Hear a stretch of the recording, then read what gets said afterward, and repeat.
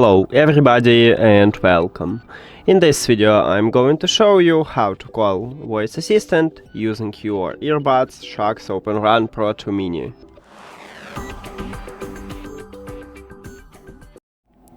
To call voice assistant you need to use multifunctional button, what located at the left headphone, right here we have it, and you need to press and hold this button.